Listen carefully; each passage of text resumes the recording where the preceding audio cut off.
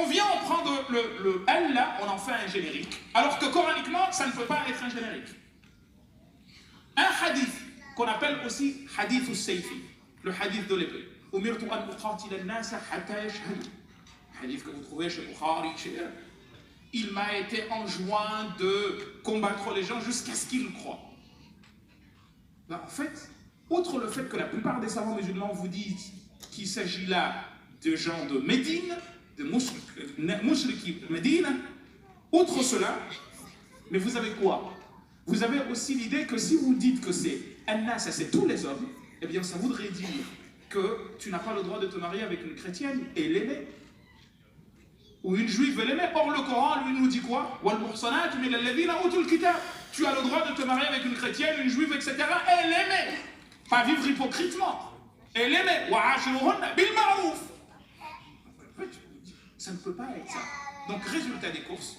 Le problème que les jeunes, et je m'arrête vraiment là aujourd'hui, que les jeunes ont, c'est qu'ils ont des lectures parcellaires du Coran, ou mieux encore, on leur vend une lecture mortifère du Coran, une lecture qui les empêche de vivre, une lecture qui les empêche de vivre avec leurs concitoyens parce qu'ils ne seraient pas de la même confession qu'eux, une lecture qui les empêche d'être eux-mêmes, ils vont même se retrouver en contradiction avec eux-mêmes. J'en ai vu même certains qui viennent et qui sont schizophrènes et qui me disent « je ne comprends pas, ça ne peut pas être ma religion ».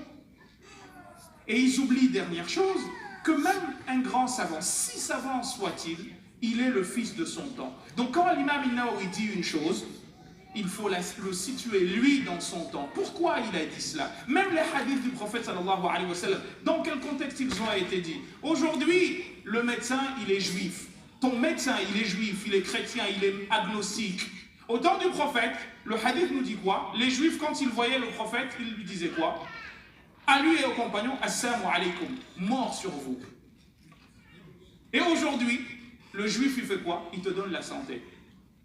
Donc, si tu traites les deux de la même manière, il faut aller à Sainte-Anne, dans un hôpital psychiatrique. Ça ne peut pas être la même chose.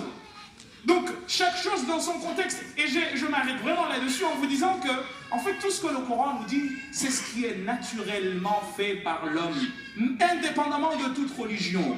Quand Dieu nous dit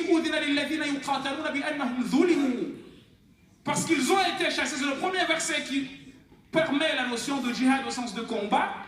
Pour dire quoi? Ils ont été chassés de chez eux, on a tué leurs enfants, on les a violentés, etc. Même celui qui n'est pas religieux, même si vous prenez une poule, avec ses enfants, vous lui cherchez des problèmes, elle se défend à la poule. Eh bien, c'est la logique coranique de la notion de combat. Mais pas quelqu'un qui va chercher à tuer tout le monde sous prétexte qu'ils ne réfléchissent pas de la même manière. Ça, c'est la religion de l'Iblis et de toutes les personnes qui ont marché sur ces voies-là. Et c'est pour ça que Pharaon, dans le Coran, vous trouvez que quand les magiciens ont dit avoir cru en Moussa, qu'est-ce qu'il leur a dit? Avez-vous osé croire en lui avant que je vous en donne l'autorisation?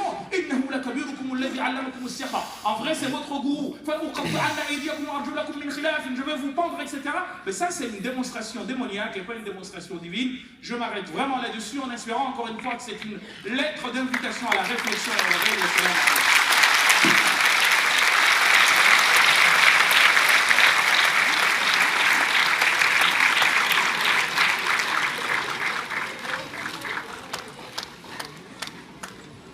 Donc, juste, s'il vous plaît, on vous demande juste 5 petites minutes en plus.